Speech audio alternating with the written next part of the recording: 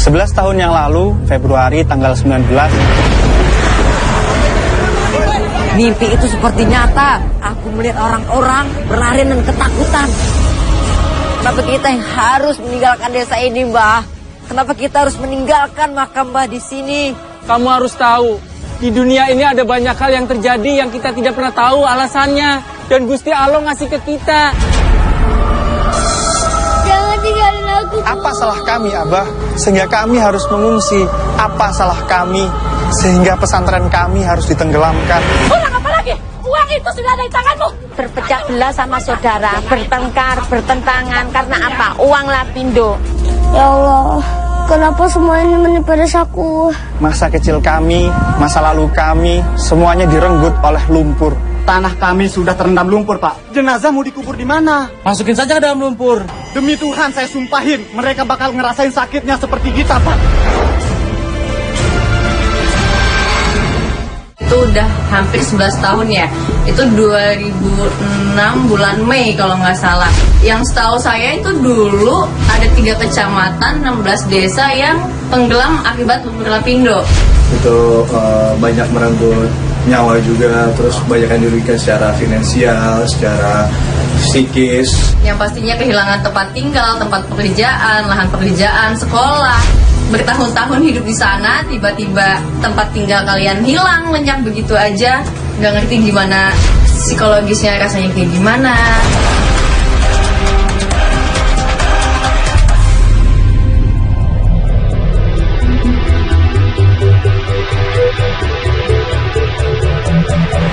Sebelas tahun yang lalu, Februari tanggal 19, saya genap berusia 14 tahun. Saya mendapatkan mimpi dan mimpinya sangat aneh waktu itu.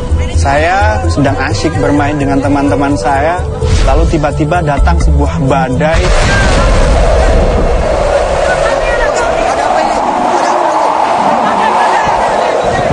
Namun anehnya dalam mimpi saya itu, setelah badai, desa saya malah berubah menjadi gurun.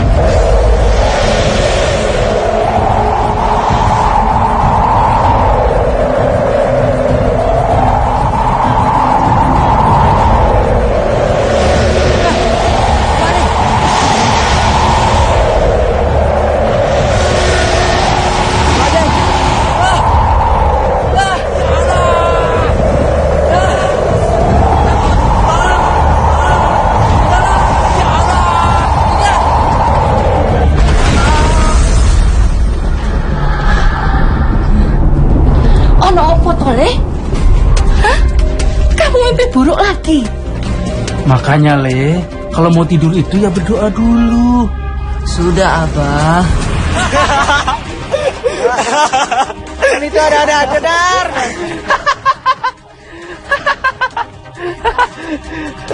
Aku ini tidak bercanda. Mimpi itu seperti nyata. Dan asal kalian tahu, aku melihat orang-orang berlari dan ketakutan. Dan sekeliling aku itu tiba-tiba berubah menjadi gurun. Sumpah, ini benar nyata. Serius. Iya, kita percaya. Nyata bohongnya. Sore-sore tuh warga pada rame, sore-sore itu rame. Terus orang-orang pada berlarian naik sepeda motor terbelu. Ada apa ini? Assalamualaikum. Waalaikumsalam, Bu Nyai. Ada apa sih, Bu? Rame temen? Dia tahu. Katanya di sana ada air yang nyembur-nyembur gitu di sawah. Astagfirullahaladzim. Apa sih? Terus saya diajak suami saya lihat daerah persawahan sekitar utara dari rumah saya itu kurang lebih 200 meter. Coba.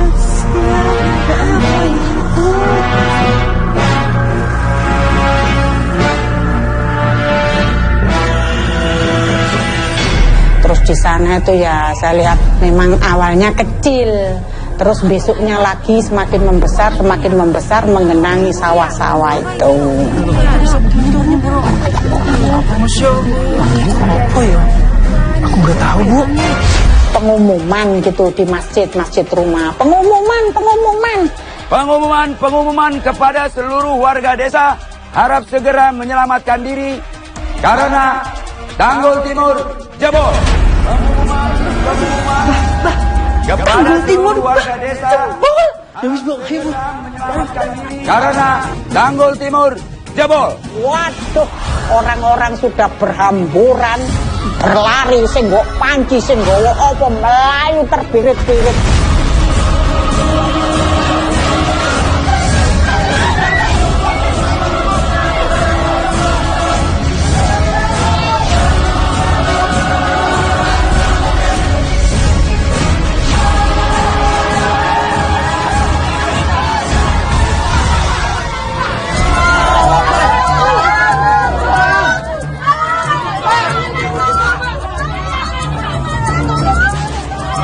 Assalamualaikum. Waalaikumsalam. Loh. Kok bapak-bapak pada nyantai begini toh? Tanggul Timur jebol, Pak. Tenang,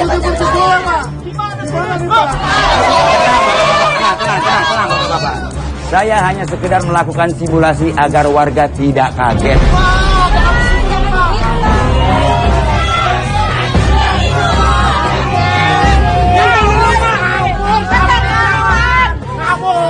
Informasinya tahu. Ngawur ini keterlaluan. Sampai anak saya hilang.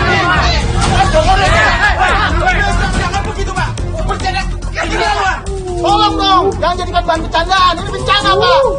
Sampai ini nggak punya otak ya? Nih, kalau ngomong pakai ini. Iya tuh. Maaf, Gus. Maaf, Bapak-bapak, Ibu-ibu. Saya tidak akan melakukannya lagi. Abah minta bantuan kalian untuk mengkoordinir santri dan santriwati. Bantu warga, amankan barang-barangnya, utamakan mereka. Assalamualaikum. Waalaikumsalam.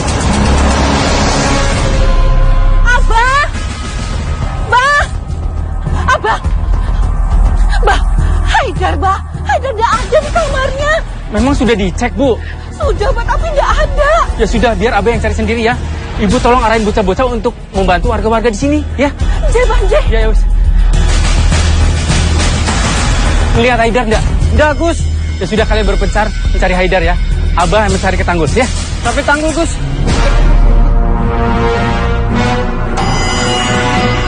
Saya tidak pernah menyangka bahwa desa saya akan benar-benar hilang. Kenapa harus desa saya yang hilang? Kenapa harus kami yang mengungsi?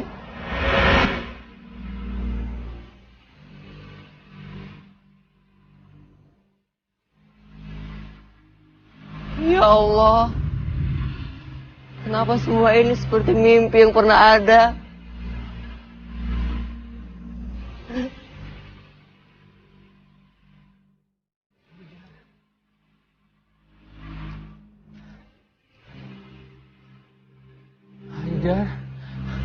Haidar! Le!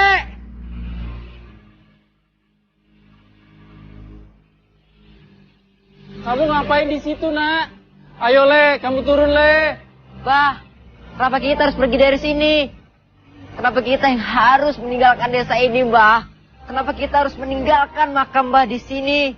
Nak, kamu harus tahu, di dunia ini ada banyak hal yang terjadi yang kita tidak pernah tahu alasannya. Dan Gusti Allah ngasih ke kita. Dan itu namanya kodrati rodat. Dan kamu harus yakin, Nak, bahwa semua ini ada hikmahnya.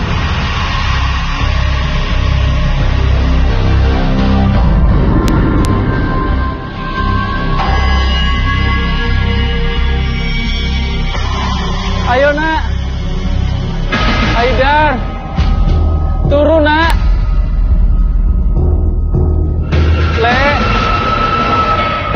Haidar! Haidar! Semua orang tidak akan mau jika tanah kelahirannya, tanah tumpah darahnya harus dipaksa untuk dijual. Sudah kita katakan bersekian kali. Kita nggak akan jual tanah pondok ini semuanya. Tapi benar, kondisinya sudah tidak bisa diharapkan. Kondisinya sudah tidak bisa dipertahankan. Rumah dan lahan semua yang ada di sana. Sampean punya orang tua. Kalau sampean punya orang tua, lalu orang tua sudah meninggal dan meninggalkan berbagai hal. Apa sampean mengabaikannya, Pak? Saya juga begitu, Pak. Saya tidak akan jual tanah pondok ini. Dan kita tidak akan menggadaikan segala peradaban yang sudah dibangun oleh masyarakat Jatirejo. dan Ki Anas, Pak.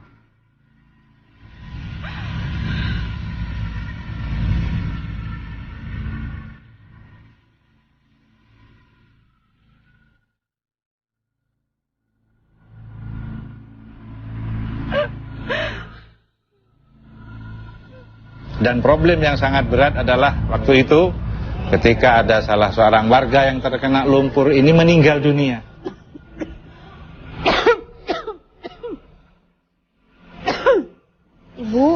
Ibu habis dari mana aja sih? Ibu doa bisa menuduh, nak. Ibu kan bisa tayamum, Bu. Ibu itu sedang sakit. Tidak apa-apa. Mbak Yanti, kamu dengarkan anakmu. Aku tuh tidak tahu apakah di sholat selanjutnya Gusti Allah masih ngasih umur atau tidak. Aku ingin selalu dalam keadaan suci. Ibu itu kenapa sih? Jangan ngomong yang aneh-aneh, Bu. Kita ini lagi susah. Rumah ndak ada, duit ndak ada. Terus ibu mau tinggalin aku?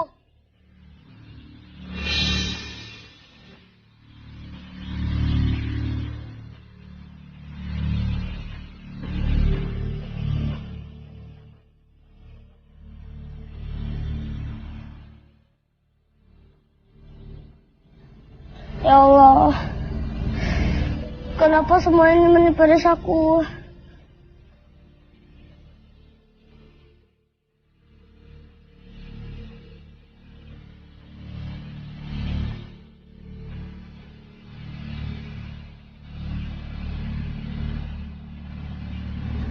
Bayu ini bandel, anakmu. Tidak mau kamu kenapa-napa. Dia khawatir. Ya wes lah, sekarepmu.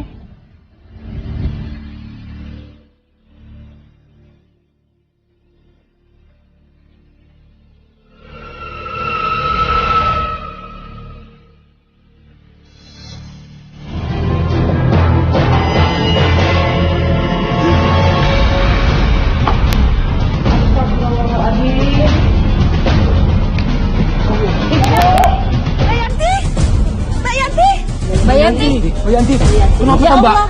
Mbak, kok kenapa Mbak? Mau ya? Bu Yanti, Mbak?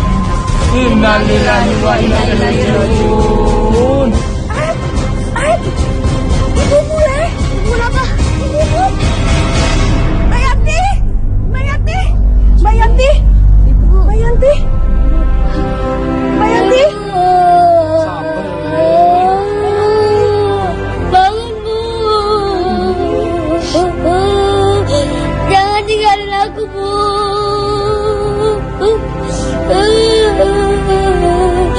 Aku nggak mau sendirian, Bu.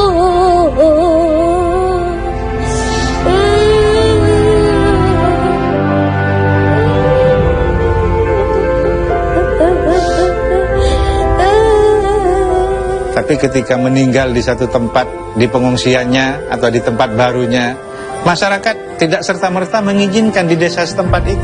Pemakaman di sini hanya khusus warga sini saja. Benar kan Pak Budi?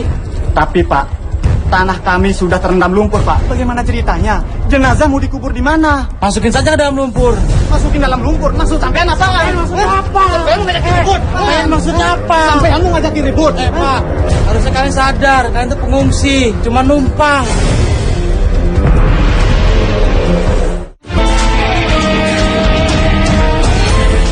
Masukin saja ke dalam lumpur. Masukin dalam lumpur? Maksud sampean apa? Maksudnya apa? Sampean mau ngajakin ribut? Maksudnya apa? Sampean mau ngajakin ribut? Pak, harusnya kalian sadar, kalian itu pengungsi, cuma numpang.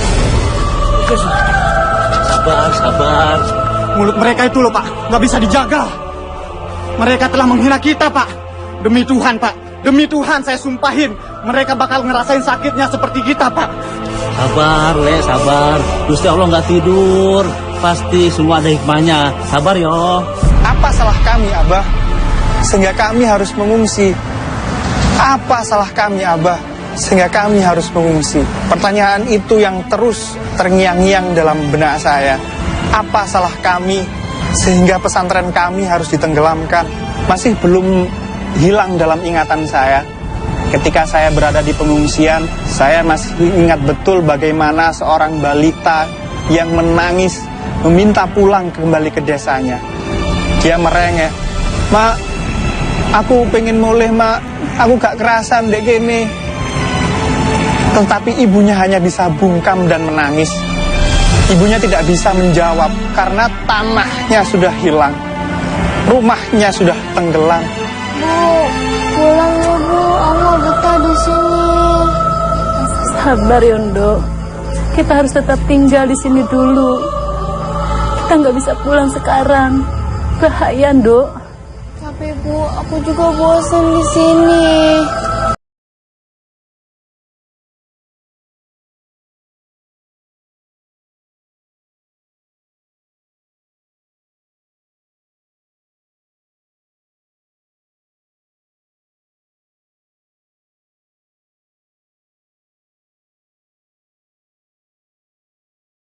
Kondisinya sudah tidak layak untuk dihuni, membahayakan jiwa. Air-air itu mulai geli sendiri, itu seharusnya sudah dikosongkan.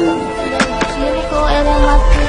Ya Allah, kenapa hidup kita sekarang susah? Kalau tahu kayak gini, aku mendingan pulang aja.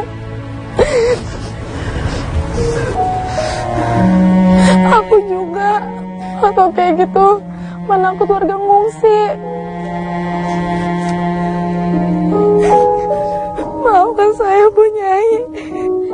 Saya nggak bermaksud. Nggak apa-apa, dong. Bu Nyai juga ngerti.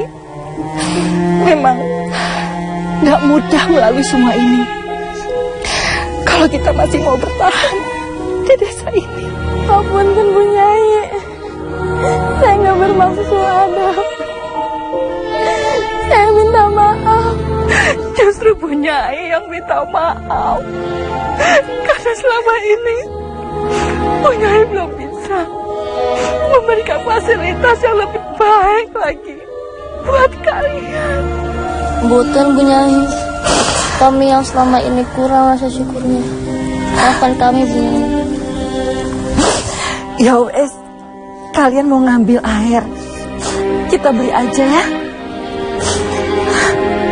Haidar, Leng, sini Leng. Haidar, kamu tolong bantu panggilkan santri ya, untuk bantu beli air. Lah emang airnya kenapa Bu? Saluran airnya dimatiin Leh, jadi kita harus beli air.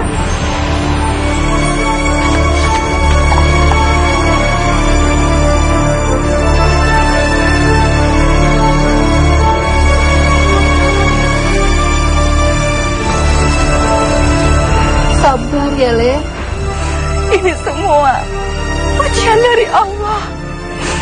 Kita harus tetap bertahan dengan cara apapun.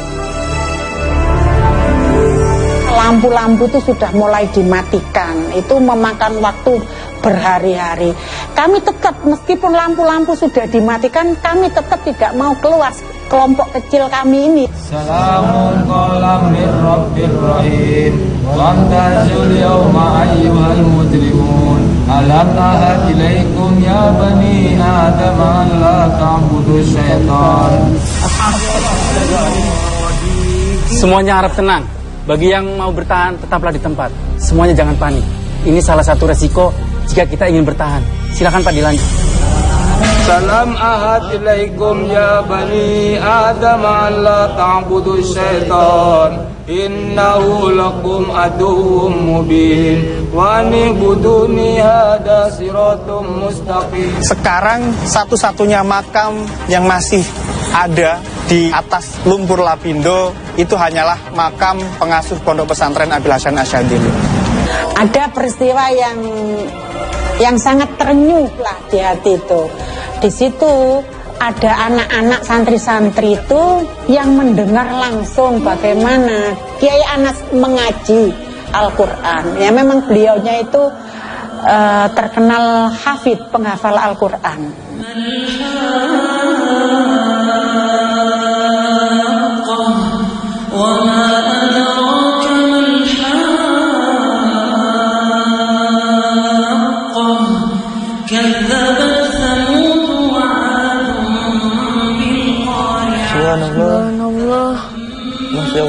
terdengar suaranya Kiai Anas mengaji itu sangat keras sampai orang-orang kelompok kecil yang menjaga ini sampai semakin menjauh sampai naik di atas tanggul. Itu masih terdengar nyaring suaranya Kiai Anas mengaji sampai ke tempat yang aman.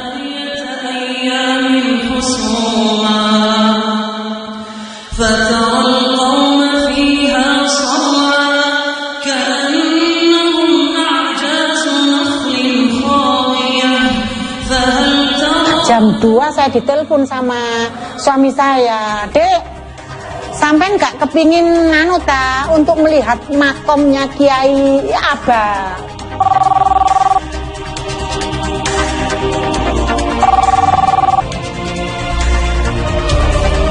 Halo, assalamualaikum, Mbah. Waalaikumsalam. Bu, kamu udah ziarah ke makam Abah. Ini untuk yang terakhir kalinya, Bu. Sebelum makam Abah tenggelam sama lumpur. Iya, Mbah. Aku kesana sekarang. Ya wis, Bu. Cepet ya, Bu ya.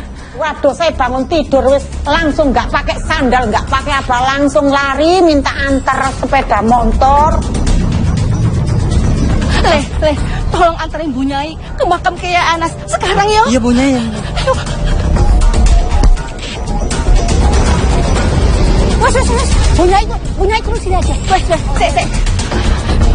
Jalan di pinggir-pinggir sawah karena jalan utama itu sudah nggak bisa dijalani, sudah becek dan berlumpur. Jadi cari jalan pematang sawah yang sebelah selatan itu. Saya lewat di situ terus nyampe di makamnya Abah. Terdengar sekali kerucuk tanggul jebol itu.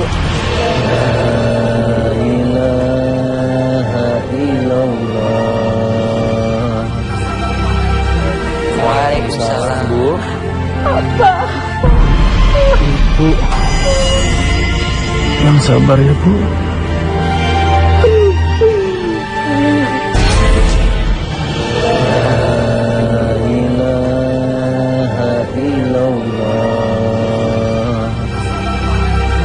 Waalaikumsalam, Bu. Apa? Ibu yang sabar ya, Bu.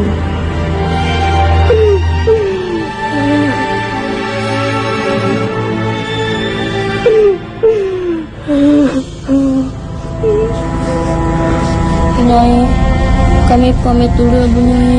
Doakan kami Bu Nyai. Sing hati-hati ya, Dok. Ikuti aturan hidup dimanapun kalian berada. Untuk sementara ini, Bu Nyai mau tetap di sini melihat makam Kiai. Doa dari kami semua menyertai kalian. Hati-hati ya, Dok.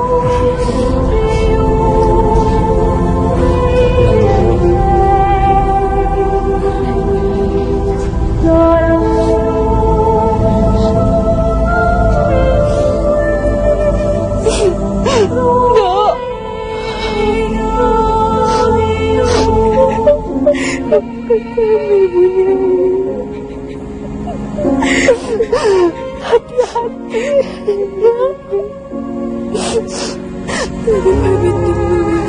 Assalamualaikum. Waalaikumsalam.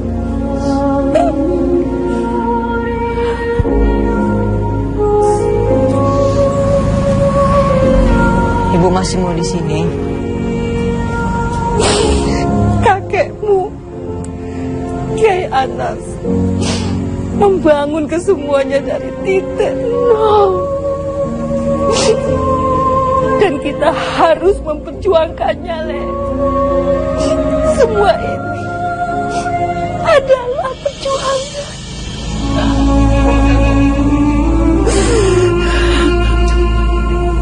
Sing sabar ya, Bu. Gusti Allah itu udah tidur. Abah Yai itu tetap akan selalu ada dan dikenang banyak orang. Walaupun jasadnya terpendam oleh lumpur.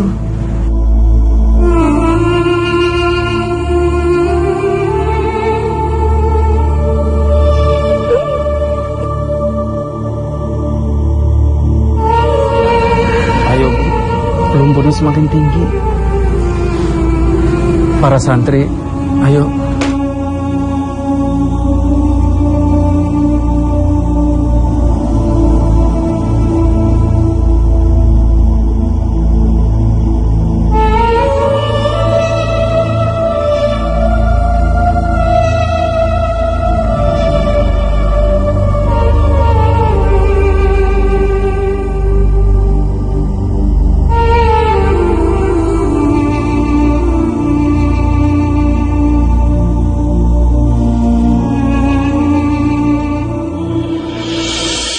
Santri saya yang bagian masak itu, anak Banyuwangi, disambati adiknya, adik kelasnya. Mas, ijazahku itu tertinggal di pondok. Ijazahku mas ketinggalan di pondok, di lantai atas. Apa? Ijazah kamu ketinggalan di pondok, Le? Iya Bu Nyai, maafkan saya memang ceroboh. Tapi mau gimana lagi, kalau nggak ada ijazah, aku nggak bisa ikut UN. Ya Allah, Le, di pondok lumpurnya udah tinggi banget. Aduh, ini gimana ini? Riz, tenang aja Riz. Ijazah kamu, Mas ambilin Riz. Tapi Mas. Danang. Renang di lumpur-lumpur itu panas itu. Kurang lebih 50 meter renang demi untuk menyelamatkan ijazah adik kelasnya itu.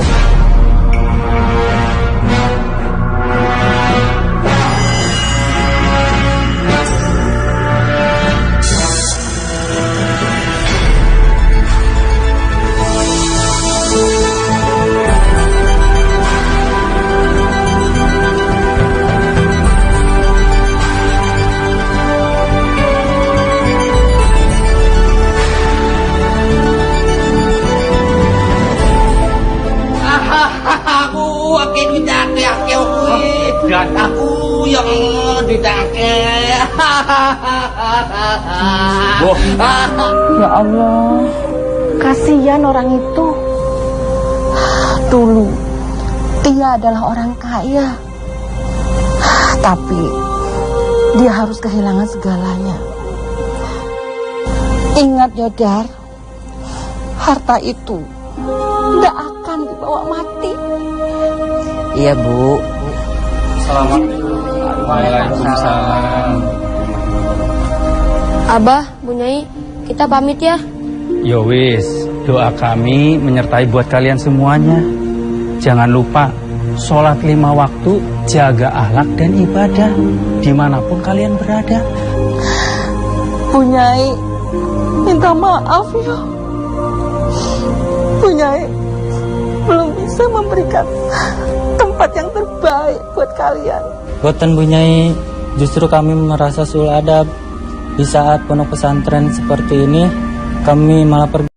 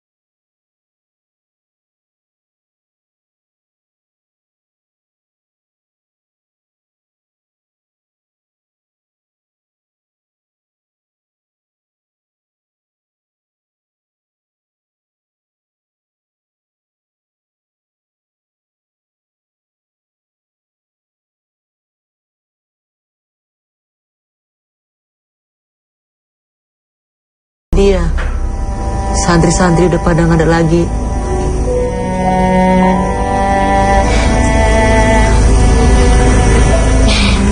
Ibu jangan nangis lagi ya.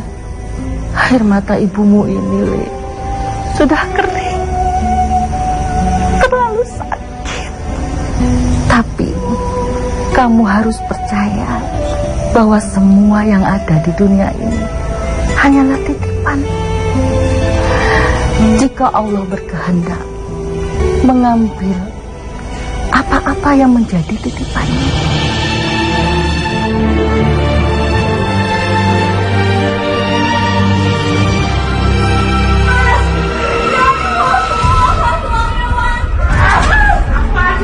Aku sudah bilang ya, kamu tinggal pilih. Mau ikut Mas Perantau, apa mau tinggal di kontrakan itu? Tapi Mas, semua itu hak ibu dan bapak. Asal kamu tahu ya, aku ini jadi suami kamu, punya kewajiban buat ngasih makan kamu. Kamu pikir ada makan gratis tiap hari?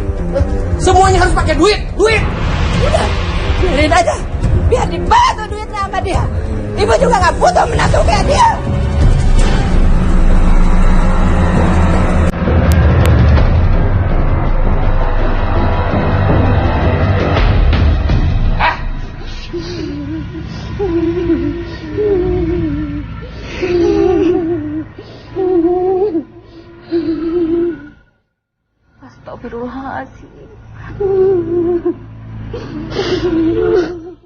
Dan sejak saat itu sudah tidak ada lagi ragam keharmonisan antar tetangga di desa kami. Mereka semua sudah tercerai-berai, entah ada yang keluar kecamatan, ada yang bahkan keluar kota, bahkan ada yang sampai saat ini tidak tahu kemana ujungnya. Oh, hikmahnya banyak pastinya. Salah satunya adalah untuk menyadarkan kita juga akan peduli lingkungan. Itu kan salah satu kita, itu kan lumpur itu terjadi karena kita terlalu banyak bor, kita nggak peduli dengan alam yang sebenarnya nggak bisa dipaksa, akhirnya kita paksakan. Kira muncullah itu lumpur itu. Banyak dari masyarakat Indonesia yang kurang peduli dengan kejadian ini. Mungkin mereka kayak lebih bisa peduli dengan sekitarnya, lebih untuk jiwa sosial yang lebih bisa saling membantu. Kita ini semuanya itu bersaudara. Di desa kami ada pesantren bernama Pondok Pesantren Abil Hasan Asyadili, dan pondok itu berdiri sejak 1970-an. Para santri selalu giat mencari ilmu, tetapi ketika datangnya lumpur lapindo, semua pendidikan keagamaan yang terjadi di sana terbengkalai. Mereka tercerai-berai karena harus membantu penduduk di sekitar untuk mengevakuasi barang. Sekeliling kita kan pondok pesantren, tiap hari ngaji-ngaji rutin sama keluarga, sama anak, tetangga kan nyaman. Sekarang sudah jauh, seakan-akan kita stres, Mas. Hancurnya keluarga kita ya gara-gara ini. Sampai orang tua kita gara-gara pindah, sampai kita susah mengurusi keluarga kita, sampai meninggal adanya lumpur ini. Saya sebagai warga korban lumpur di sini sekarang jadi tukang ojek. Di kampung saya dulunya enak daripada di kampungnya orang. Terus terang aja, dulu biarpun sedikit penghasilan, tapi enak saya makan sama anak-anak. Biarpun sekarang besar hasilnya, tapi dimakan sama anak-anak enggak bisa. Masih kurang aja. Balikin aja, Ibu. Balikin aja, Ibu. Jangan. Kurang apa lagi? Uang itu sudah ada di tanganmu. Jangan sakitkan anakku. Asal kamu tahu nah ya, kita tuh baru dapat 20%. Masih ada 80% lagi yang bisa kita dapatkan dari hasil ganti rugi itu. Ingat, Mas, tanah itu masih atas milik bapak kita. Kamu harus adil, bagi rata. Kamu jangan naif nah. Aku sih anak laki satu-satunya. Aku berhak mendapatkan 2 kali lipat dari bagian yang kamu dapatkan. Aku yang atur. Sudah, ambil saja uang itu semuanya. Maafin aku ya, Bu. Aku benci Pade. Sudah, Dok. Itu bukan salahmu, Dok. Itu salah Ibu. Ibu tidak bisa mentahankan uang itu untuk lanjutkan sekolahmu, Dok. Sabar, Dok. Sabar.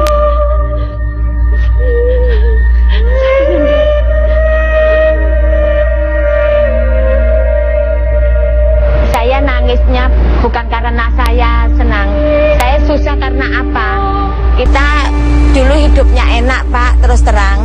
Tapi sekarang seperti ini, berpecah belah sama saudara, bertengkar, bertentangan karena apa? Uang lapindo. Tentang tragedi lumpur lapindo yang terjadi di beberapa desa di Kecamatan Porong atau di Kabupaten Sidoarjo ini merupakan sebuah tragedi kemanusiaan yang sangat besar, yang mana dampaknya sangat luas. Pranata-pranata sosial yang sudah dibangun oleh masyarakat tidak hanya puluhan tapi ratusan tahun hancur seketika. Kalau manusia sudah terambang-ambingkan dengan adanya lumpur lapindo ini, itu hancur berantakan udah.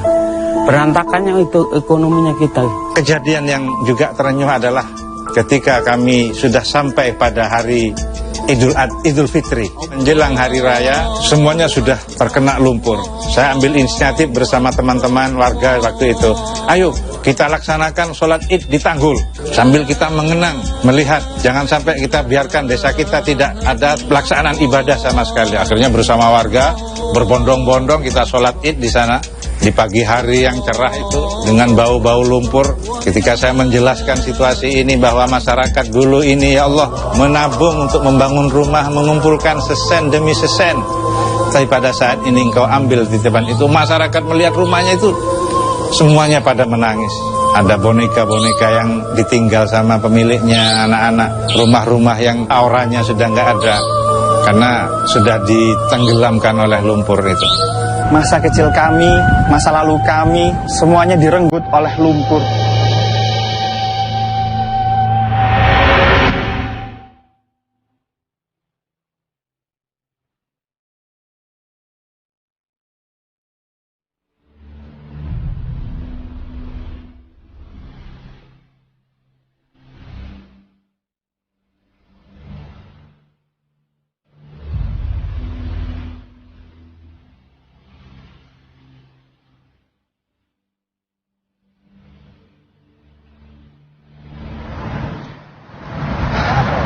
Tahun sudah berlalu, desa kami kini menjadi tempat wisata.